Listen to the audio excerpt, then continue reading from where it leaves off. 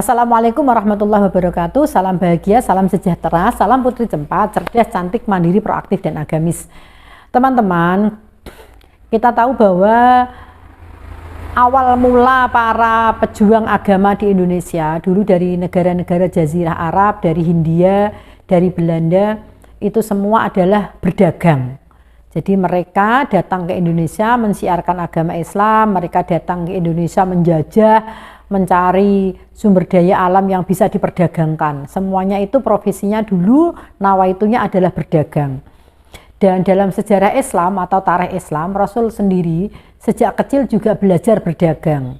Ikut pamannya berdagang ke Syria atau ke Sam. Kemudian usia yuswani Kanjeng Nabi 25 tahun ketika membawa dagangannya Sayyidah Khadijah. Yang Sayyidah Khadijah ini kan saudagar ya. Rasul juga berdagang. Jadi ternyata berdagang itu ya itba Nabi, itba Rasul. Kalau saat ini panjenengan profesinya sebagai pedagang, disyukuri. Apalagi di Kudus sendiri ini kan Gus Jigang. Akhlaknya bagus, orangnya pintar ngaji dan pintar dagang. Pasar Kliwon, pasar Bitingan, pasar Kaliwungu, semuanya itu diisi pedagang-pedagang asli dari Kudus. Kalau yang jualan tidak orang Kudus, biasanya tidak ada kios di Kabupaten Kudus. Rata-rata bos-bos Kliwon, bos-bos pasar Bitingan ya orang-orang Kudus. Dan akhlaknya bagus. Buktinya apa? Setiap ono adzan Allahu Akbar, langsung ring masjid depan Kliwon. Kios-kiosnya ditinggal, ditungguin sama pelayannya, bos-bosnya pada jamaah salut luar biasa. Terutama pedagang pasar Kliwon ya. Nah, berdagang ini salah satu profesi yang mulia. Karena dengan berdagang itu perputaran perekonomian berkembang dan maju. Berdagang adalah pekerjaan yang bisa kita kategorikan terhormat. Karena dengan berdagang itu menjadi saudagar, menjadi pengusaha, menjadi pelaku usaha yang bisa mengkaryakan banyak orang, memberdayakan banyak orang, itu juga dari pedagang. Berdagang itu salah satu pekerjaan yang membutuhkan kecerdasan ekstra. Karena orang yang tidak cerdas berdagangnya pasti gampang bangkrut, raiso hitung-hitung, raiso matematika, gampang diakali, tidak bisa memprediksi, tidak bisa mengkalkulasi, tidak bisa ngitung dengan cermat, kan begitu. Jadi pedagang itu juga sing eksis, sing bisa bertahan lama, kemudian sukses secara finansial, mandiri, kuat, pasti orangnya cerdas. Karena apa? Karena berdagangnya dengan akal pikiran yang cerdas dan waras. Nah, kita kalau sebagai orang yang tekun agama, sebagai orang yang selalu berprinsip bahwa semua ada pertanggungjawabannya di dunia maupun akhirat, tentu harus berdagang dengan cara yang agamis, berdagang dengan cara yang syar'i, jangan berdagang dengan serabutan. Rasulullah memberikan contoh, bahkan barang yang sudah basi, yang sudah busuk, yang cacat, yang ada celahnya, semua disampaikan. Iki elek lho, sampean gelem nuku, tapi regane memang luwih murah, tapi iki kualitasnya luwih elek. Lah itu harus disampaikan. Jangan ini, iki murah tapi apik karo sing larang lho apik iki. Itu namanya pembohongan publik, pembohongan dagang, kan begitu. Nah, dagang yang syar'i itu menyampaikan kualitas dan jenis dagangannya secara apa adanya, dan juga tidak boleh ada dua harga. Misalnya, iki kalau kamu beli cash harganya 100, kalau kamu kredit harganya 200, itu tidak boleh, kecuali dalam majelis yang berbeda. Jadi misalnya, aku di sana jualnya cash, kalau di sini jualnya kredit. Kalau kredit berapa? 200, kalau cash sama, karena di sini saya jualku kredit, kamu bayar cash ya harganya sama. Ini jadi secara syar'i berdagang itu harus harganya sama, tidak boleh harga terpaut.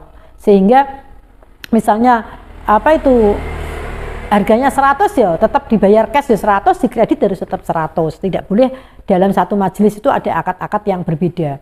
Kemudian berdagang yang secara syar'i adalah berdagang yang tidak mengurangi timbangan.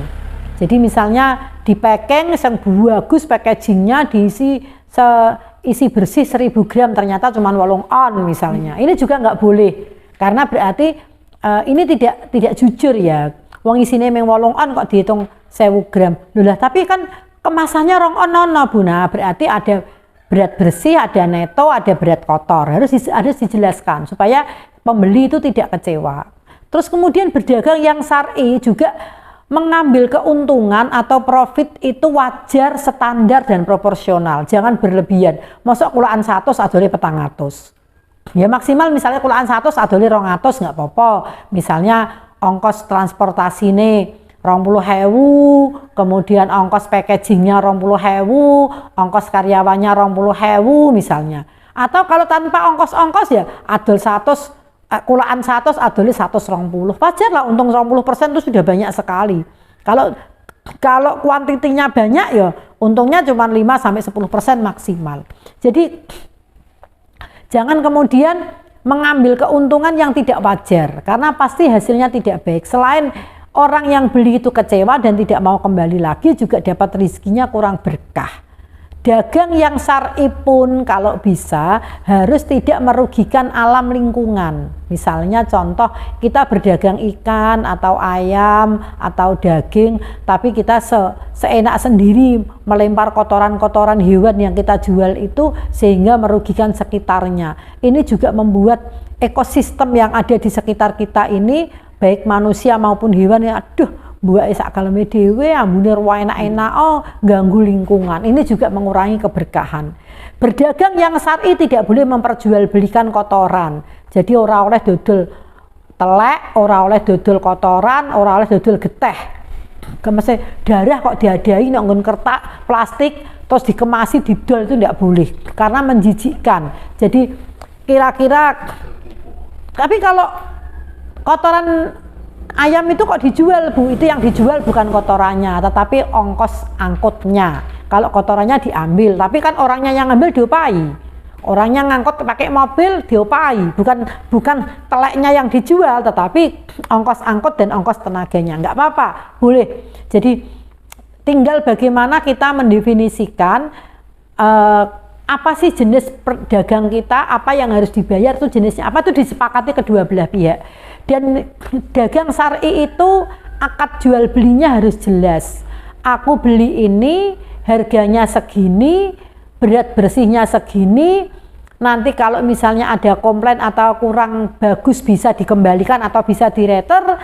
Kemudian bagaimana kita mampu memuaskan pembeli itu. Kalau dalam filosofi orang Indonesia itu pembeli adalah raja, tapi bagi kita pembeli itu mulia. Kalau mulia kepiye wong ngai duit tok. Coba wong dagang itu tengok-tengok kipas-kipas karo ngantuk-ngantuk tumbas. Kira-kira itu ngeteri duit apa ora? Tengok-tengok juk-juk ana wong tumbas. Itu kan rezeki datangnya langsung dari Gusti Allah, digerakkan untuk membeli dagangan kita. Nah, dagang yang syar'i adalah pedagang yang jelas jualan barangnya, jelas harganya, jelas pelayanannya, seperti rumah makan. Nah, iso dikasih harga, jangan sampai ada viral makan sego sepiring ternyata 20.000 nasi putih misalnya. Ya orangnya tetap gelo lah. Wong sego rego 3.000 kok dijual 20.000. Lu kan rumah makan besar, rumah makan elit di hotel bintang 5, hotel bintang 7 pun ya ora layak nek ana sego kok sepiring 20.000. Iki ora layak. Hotel bintang 7 loh misalnya. Lah sebaiknya apa? Sebaiknya dikasih harga supaya orang yang beli itu tahu sebelum dimakan. Ini kalau soal warung makan atau rumah makan ya, sehingga benar-benar ada aturan-aturan syar'i yang harus dipenuhi oleh pedagang supaya dagangannya lancar, berkah, dan pembeli juga puas dengan pelayanan kita. Dagang yang syar'i, jangan menjual barang-barang yang haram. Ini penting. Jadi seimbang ya. Kita jualan warung, kelontong atau apa, tetapi di situ ternyata ada homer, ada yang dijual jadi satu. Itu kalau bisa dihindari.